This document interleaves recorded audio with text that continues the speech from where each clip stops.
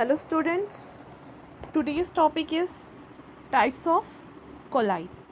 Okay, so you know that particle size of colloid particles की जो size होती है वो कितनी होती है 1 नैनोमीटर से 1000 नैनोमीटर के बीच में होती है ना। वन नैनोमीटर से 1000 नैनोमीटर के बीच में होती है। ओके, तो माइक्रोमोलिकुलर कोलाइड जो होते हैं ये होते क्या हैं, इसमें लार्ज नंबर ऑफ एटम्स या मॉलिक्यूल्स जो रहते हैं वो क्या रहते हैं, वैन डर वाल्स फोर्स के द्वारा एक दूसरे से क्या रहते हैं, एग्रीगेट रहते हैं। ठीक है, और ऐसे पार्टिकल्स का फॉर्म करते हैं जो क्या आते हैं, कोलाइडल रेंज में आते हैं। ठीक है, micromolecular colloids are large number of atoms या molecules which are held by van der Waals forces so that particles comes into colloidal range. इसमें क्या होता है कि जो छोटे छोटे पार्टिकल्स होते हैं, छोटे छोटे पार्टिकल्स वो क्या करते हैं, एग्रीगेट होते हैं, इकट्ठा होते हैं और एक बड़े पार्टिकल्स का क्या करते हैं, फॉर्मेशन करते हैं, जो क्या होता है कोलाइडल रेंज के अंदर आता है। ठीक है, फॉर एग्जाम्पल गोल्ड और सल्फर। ठीक है, अब इनके जो मॉलिक्यूल्स होते हैं गोल्ड और सल्फ़र के, वो बहुत ही एटम्स जो होते हैं वो बहुत ही स्मॉल होते हैं। ठीक है, बहुत ही स्मॉल साइज़ के होते हैं, तो वो क्या करते हैं, एग्रीगेट होते हैं, एक दूसरे के साथ क्या होते हैं, एग्रीगेट होते हैं वैन डर वाल्स फोर्स के द्वारा, या फिर हम बोल सकते हैं मेटेलिक फोर्स के द्वारा। ठीक है, जैसे कि गोल्ड जो है वो मेटेलिक फोर्स द्वारा एग्रीगेट हो रहा है। ठीक है, तो बॉन्डेड हो रहा है। तो इसमें सिर्फ मैंने 4 मॉलिक्यूल्स दिखा रखे, लेकिन ये 4 नहीं होते, ये 1000 या फिर लाखों में ये जो मॉलिक्यूल्स होते हैं एग्रीगेट होते हैं, इकट्ठा होते हैं और वैन डर वाल्स फोर्स के द्वारा एक दूसरे से क्या होते हैं, बॉन्डेड होते हैं। तो ये मॉलिक्यूल्स छोटे छोटे पार्टिकल्स जो है एक दूसरे के साथ इकट्ठा होकर क्या करते थे, एक लार्ज कोलाइड का क्या कर लेते हैं, फॉर्म कर लेते हैं। ठीक है, एक लार्ज कोलाइड फॉर्म कर लेते हैं जिसकी साइज़ क्या होती है 1 नैनोमीटर से 1000 नैनोमीटर के क्या होती है, बीच में आती है। ठीक है, वैसे ही सल्फर-8 के मॉलिक्यूल्स जो है वो भी बहुत स्मॉल होते हैं साइज़ में। तो बहुत छोटे छोटे मॉलिक्यूल्स जो होते हैं वो आकर क्या होते हैं, वैन डर वाल्स फोर्स द्वारा एक दूसरे से जुड़ जाते हैं और एक लार्ज मॉलिक्यूल का क्या कर लेते हैं, फॉर्मेशन कर लेते हैं, जो क्या आता है, कोलाइडल रेंज के अंदर आता है। ठीक है, नेक्स्ट इज मैक्रोमोलिकुलर कोलाइड। तो मैक्रोमोलिकुलर कोलाइड में क्या होता है कि एक ही मॉलिक्यूल की साइज़ इतनी बड़ी होती है कि वो कोलाइडल रेंज में आ जाती है। ठीक है, इसमें छोटे छोटे मॉलिक्यूल्स एग्रीगेट नहीं होती, इसमें एक ही मॉलिक्यूल की साइज़ इतनी होती है कि वो कोलाइडल रेंज के अंदर आ जाए। ठीक है, इसमें जैसे कि मैंने single molecule is so large that it comes into colloidal range, इसमें एक ही मॉलिक्यूल्स इतना लार्ज होता है कि वो कोलाइडल रेंज में आता है।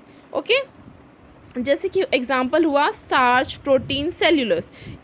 इसमें ऐसे ही कोलाइड आएंगे जिनका मोलर मास क्या रहेगा, बहुत ही हाई रहेगा। ऐसे ही मॉलिक्यूल्स आएंगे जिनका मोलर मास बहुत ही हाई रहेगा, जैसे कि स्टार्च, प्रोटीन, सेल्यूलोज। इनमें एक एक मॉलिक्यूल की जो वैल्यू होती है मोलर मास की वो बहुत ही हाई रहती है, वो लाखों में होती है। ठीक है, प्रोटीन की एक मॉलिक्यूल की ही साइज़, कुछ प्रोटीन्स ऐसे होते हैं जिनकी एक मॉलिक्यूल की साइज़ 67,000 समथिंग कुछ होती है। ठीक है, उससे ज़्यादा भी होती है।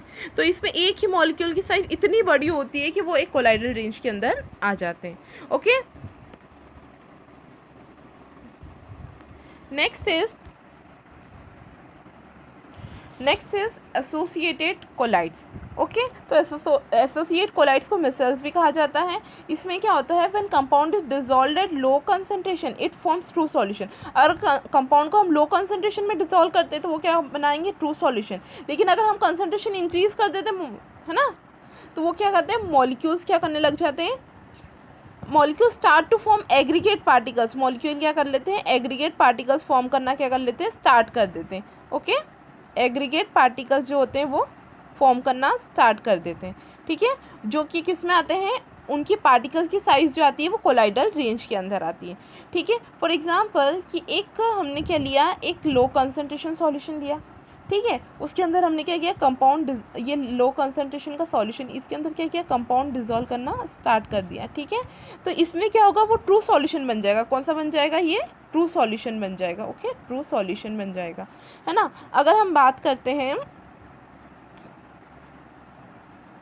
अगर हम इसी को हाई कंसंट्रेशन वाले सॉल्यूशन में डाल देते मॉलिक्यूल्स को, है ना, तो वो क्या करने लग जाएगा, एग्रीगेट होने लग जाएगा और बड़े बड़े मॉलिक्यूल्स क्या करने लग जाएगा, फॉर्म करने लग जाएगा। ठीक है, हाई कंसंट्रेशन के अंदर अगर हम कंसंट्रेशन जो कर देते हैं, हाई कर देते हैं, तो वो क्या करने लग जाएगा, एग्रीगेट होकर बहुत लार्ज मॉलिक्यूल साइज फॉर्म करने लग जाएगा, जो किसके अंदर आएगी, कोलाइडल रेंज के अंदर आएगी। ठीक है, तो ये जो एसोसिएटेड कोलाइड ये मिसल्स है, ये माइक्रोमोलिकुलर कोलाइड और मैक्रोमोलिकुलर कोलाइड दोनों का क्या है, मिक्सचर है।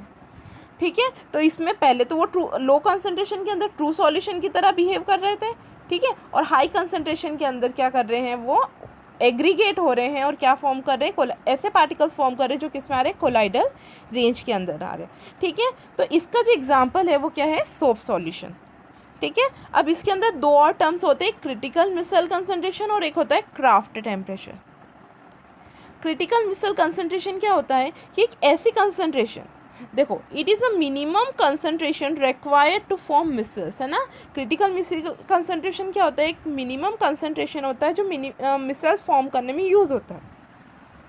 जैसे कि देखो इसमें क्या हो रहा था, लो कंसंट्रेशन पे वो ट्रू सॉल्यूशन की तरह बिहेव कर रहा था और हाई कंसंट्रेशन पे वो क्या कर रहा था, एसोसिएट होकर एक कोलाइडल रेंज का पार्टिकल बना रहा था। ठीक है, तो ऐसी एक कंसंट्रेशन आई होगी, एक बीच में एक ऐसा पॉइंट आया होगा जहाँ पे मिसल फॉर्म होना स्टार्ट हुआ होगा, तो वही कंसंट्रेशन क्या कहलाएगी, क्रिटिकल मिसल कंसंट्रेशन। वैसे ही क्राफ्ट टेम्परेचर भी है, minimum temperature at which formation of micelle start. ऐसा टेम्परेचर, वो टेम्परेचर जहाँ पे मिसल ये कोलाइडल पार्टिकल्स एग्रीगेट होना स्टार्ट हुए थे, फॉर्म होना स्टार्ट हुए थे, तो वो क्या कहलाएगा, क्राफ्ट टेम्परेचर। ओके।